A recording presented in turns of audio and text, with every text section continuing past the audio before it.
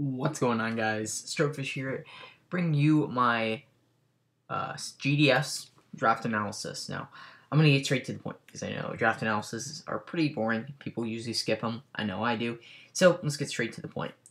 GDS, new league I'm in, basically kind of a revival of the CSL in a way. It's not really reborn because it's different and it's very similar to the Hive, which is another draft league. But let's get straight into it. So, anyway, my first mega, I know this is like super quick, which is very unlike me because I usually like giving introductions, but my mega that I picked, there's many rounds. The first thing you have to pick is mega. I had 16th mega, first A pick, so I basically got any choice of mega and A pick. So I decided to pick up something that was there, being Mega Aggron.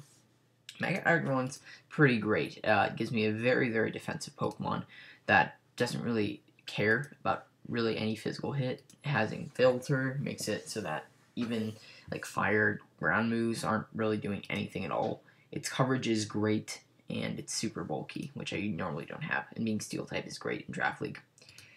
Next up with our A pick, I picked, obviously had the first A pick, so I just picked something broken, and that ended up being Tapu Lele.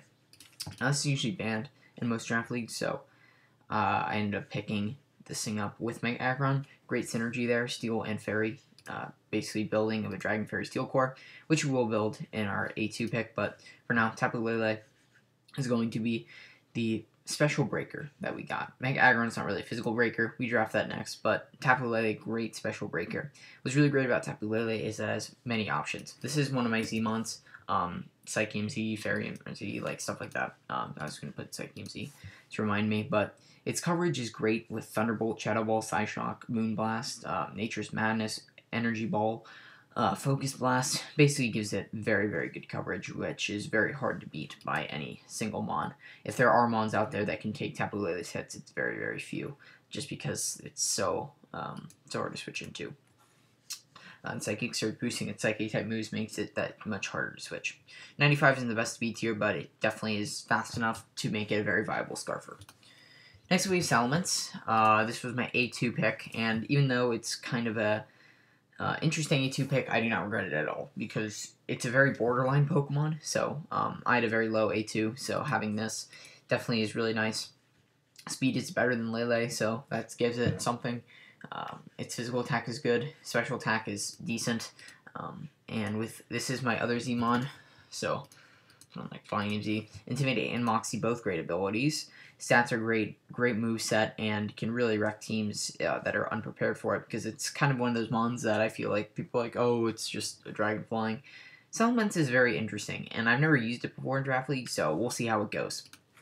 Next up, I think my B1 pick, mon that I think is not underrated, because I know a lot of people like it, but I think it was kind of a snag, because I had a very middle of the row B pick, and there were a lot of great B mons, so I ended up getting Superior as my B1 pick, and I do not regret it at all. This gives us a great ground resist, which will come very important as we go down to the draft, but Mega Aggron's kind of weak to it. Salamence doesn't like switching into moves. Tapu Lele obviously doesn't. So Superior is a great switch into stuff like that, those ground types that kind of threaten it.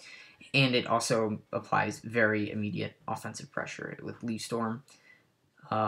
Lots of great tech like Glare, Synthesis, Taunt, stuff like that. Obviously, it's not really clicking much other than Leaf Storm, but even then, it just, even Grass type being not the best offensive typing, it's already at a very high amount of special attack that should be very cautiously played around. Speed tier is also good because it's fast and its special attack is okay enough to the point where with contrary boost from Leaf Storm, it's hitting pretty hard, especially with a boosting item or something. But gives me that option to run a more bulky Pokemon that can break down teams with like Leech Seed and stuff like that, and an offensive Pokemon. So Superior, really good for that. Also is Defog, which comes to play in our next pick, in Polion being our B2 pick. And again, I had a very late B2 pick, so this is a pretty nice snag for me. Has great offenses that I think a lot of people overlook. Its special attack means that it really has the ability to fire off some powerful attacks with its like pretty great coverage. It is decent coverage all around. Flash Cannon, Ice Beam, Water Attack, Stab, plus like Grass Knot is really good. And if there isn't really a resist, it's offensively can be a very potent threat. And you don't really see offensive Empoleon too much. But it definitely gives us that option with how special or high its special attack is. Second starter, another ground weakness, so just another great reason to have Superior.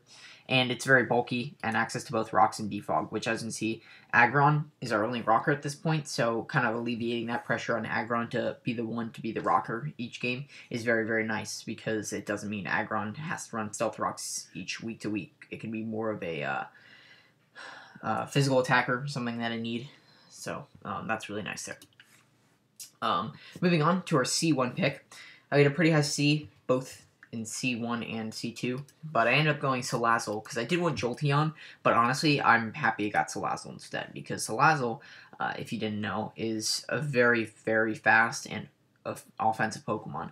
Corrosion is amazing because it can you can't really switch in your things like Toxapex or something because the fear of just clicking Toxic. Because it allows you toxic steals, toxic poisons, especially poisons, because obviously steel types aren't really going to be switching into you that much. Maybe like a Heatran, but I would fear like HP Ground or something. But even then, its coverage isn't the best. But Fire Blast, Sludge Bomb, or Sludge Wave, plus Hidden Power, or like Flamethrower, and I'm not really sure what else, Dragon Pulse, is enough to the point where it's very offensively threatening. And it has the ability to run Z moves, as this is my final Zmon, being Furium Z, whatever it wants to be. I just put a random Z move on, that's a stab. But yeah, that's going to be Salazzle. Not really much to say. It has you access to Nasty Plot and a lot of cool tech like Will-O-Wisp, Taunt, and like Sub and stuff like that. So I think that can be a really cool mon in the ways that it performs. So C2, I ended up dropping down a tier to pick this up because I thought it was very valuable. I ended up picking Jellicent. I don't really have a water weakness at all, but I think Water Absorb is still kind of cool because it allows me to get a very easy Scald Twitch in. As you can see, like nothing really appreciates getting burned. So things like Jellicent are really good. And Ghost types in general are pretty good in Draft League. So having that option to like Scald Burn your opponent and then Hex him, or something like Will-O-Wisp, much more reliable Will-O-Wisp Pokemon than Salazzle. So there's that.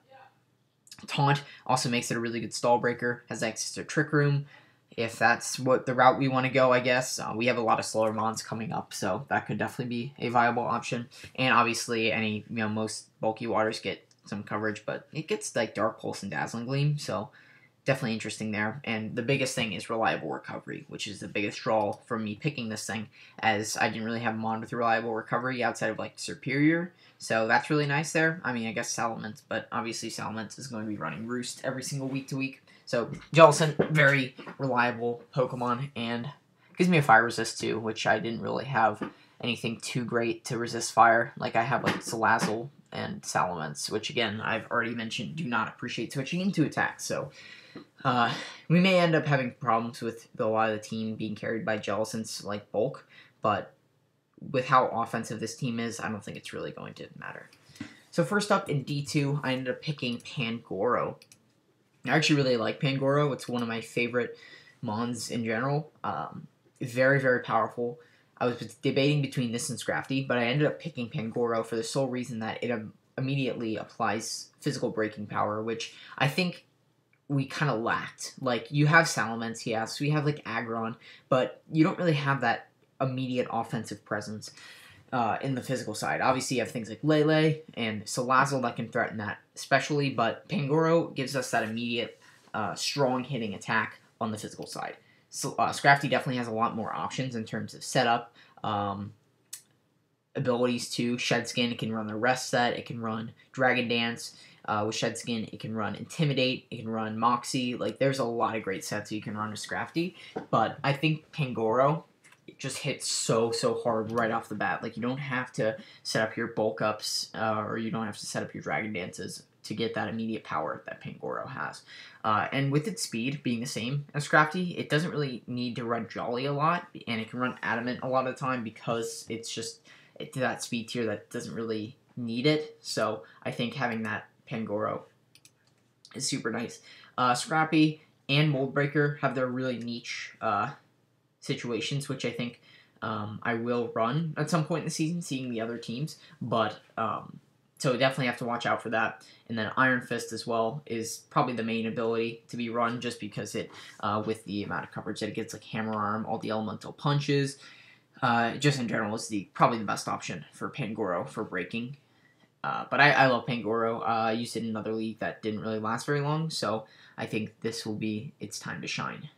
So, yeah, great options, and coverage-wise, even has priority and momentum, which is another thing I took into consideration when choosing this over Scrafty.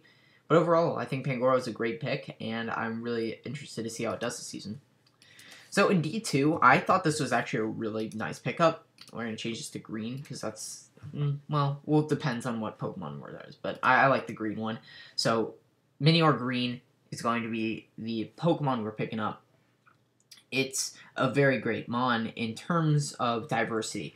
Obviously, not the best Mon, but it does give us another rocker, which, as you can see, Empoleon and Aggron were our only ones. And as I said before, it is kind of nice to alleviate that stress that Aggron and Empoleon have as rockers, because it doesn't put the stress on their back. So having 3 rockers is definitely great. It's not, they're all not the best at what they do rocking wise, because obviously they all would appreciate other sets, but I think having 3 is definitely very decent.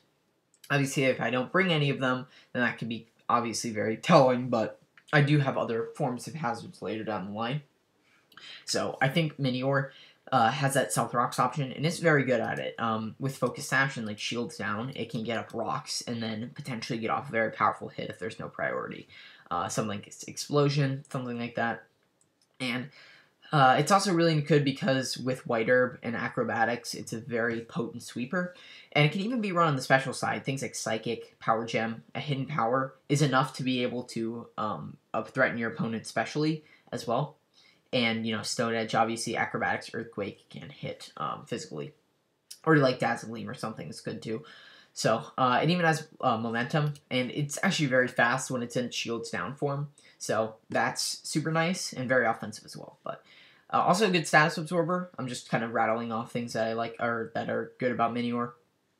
A little bit slow when it's in its whatever shields up, or the one that's not this form, the other one, but it does act as a status absorber, so we don't have to just like predict Toxics and go maybe into like Aggron or something and then end up getting like a powerful hit.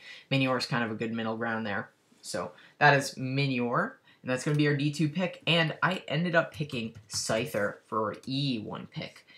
Scyther is a really fantastic Mon that I think kind of gets overlooked for other Pokemon. Obviously, it's not probably the most valuable in its tier, but I think it's really good. Scyther has a lot of options in terms of sweeping, in terms of being a very bulky Pokemon. It has access to knockoff. Obviously, it's like Scizor without Bullet Punch and without the good typing. So it's a lot faster than Scizor, has very respectable bulk. 70, 80, 80 with Eviolite is very, very good, and I think heavily slept on if it's defensive.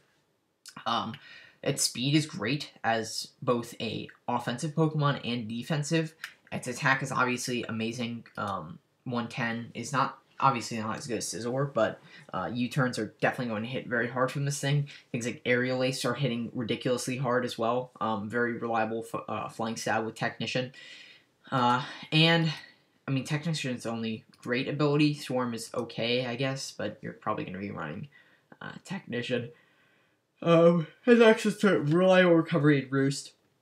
And as you can see, I don't really have a rock weakness. I mean, I have Salazzle, who else? Salamence, Minior, Empoleon resist, Pangoro resist, Aggron resist, Jellicent can take rock moves very easily, and we have another Mon that resists rock, so I didn't really have a rock weakness like I usually do, which is surprising, because I usually draft rock weaknesses for some reason, but this time it didn't, and it ended up working out for me, because I know being able to draft stuff like Scyther, just because I like a lot of Mons that are weak to rock, so that's just kind of how I have drafted. So, yeah, this time we can pick them on without really hindering our draft. So, anyway, the last tier is going to be F tier, easily the worst tier, and is very bad because it just sucks, and there's really not many good Mons. But I think I found some nice value, ended up picking Luxray.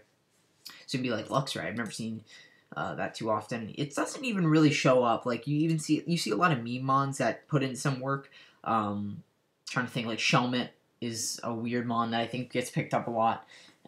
What else? I've seen Munchlax dropped it a lot recently, but not really Luxray. So I haven't really drafted this before, obviously, as it's a very odd mon. But Guts and Intimidate in itself are both great abilities. Has access to a very low power, but very nice coverage set. So it's basically like hidden powers with Fire Fang, like physical hidden powers, Ice Fang, Fire Fang. Wild Charge, I guess, like Momentum and Volt Switch. Superpower is nice. And with Guts, this thing is hitting pretty hard. 120 attack is pretty nice. I didn't have an electric type yet, and I was between this and Ampharos. So I was kind of debating between the two. Obviously, Ampharos does get Heal Bell, but overall, I felt, I think Luxray is probably the more valuable, and it's a little bit faster, too, which is kind of nice. So, if I do want to change, I always can switch that out. But overall, I think Ampharos and Luxray are both very nice picks. I just think Luxray gave more to my team. Maybe more breaking power on the special side would have been nice, but overall, I think Luxray is not bad. I really think it's a great F-tier pick. So, since I dropped, my bonus pick is based on my Mega, which Aggron was D-tier, so that means my bonus was automatically C-tier, and dropping for Jellicent meant my bonus was B-tier, which, in my opinion, was the best tier to be in for bonuses, because it has so many great options, as there's so many good B-mons. I ended up picking up Diggersby. Get it, pick up. Anyway, that was bad, but huge power makes Diggersby a very annoying Pokemon to deal with. Makes its attack very high. Without Adamant, it's 422. With Adamant, it's about 464, and that's without a boosting item. So it's very powerful. It has great coverage that I think a lot of people overlook. Earthquake, Fire Punch, Return. Return and Earthquake is amazing stab. It sounds kind of weird because like normal is not really the best typing, but look at something like Mega Lopunny. The only thing that can resist, or at least take both of things neutrally, I guess. I'm not neutrally, but can potentially take the hits, are like a ghost type. Because obviously if your second type is resistant to ground, normal is not doing anything to ghost type. But it obviously gets stuff like Foul Play, gets knockoff. I'm not really sure if huge power is taken into consideration with Foul Play, but I think Foul Play is kind of cool. Knockoff as well. Obviously, it's great coverage. Even gets U-turn, which being 78 speed is super nice with U-turn because it gives me a slow U-turner, which Lele super really appreciates.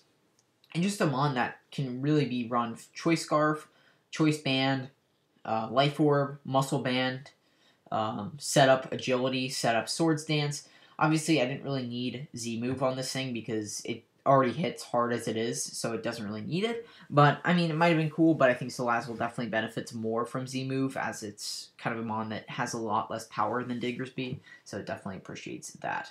So, that is going to be Diggersby, and that is going to be my draft. So, in short, we have Mega Aggron, Tapu Lele, Salamence, Serperior, Empoleon, Salazzle, Jellicent, Pangoro, Minior, Scyther, Luxray, and Diggersby. And that will complete our draft for GDS Cycle 1 in Division 1. And that being said, guys, hopefully you guys enjoyed the video. Hopefully I got something quick out for you guys before I had to leave for the holiday. So that's going to be cool, but hopefully I get this out before I leave.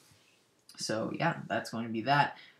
Next video I will upload will probably either be a team builder or my week 1 battle versus our first opponent, which I do know, but I'm not going to say because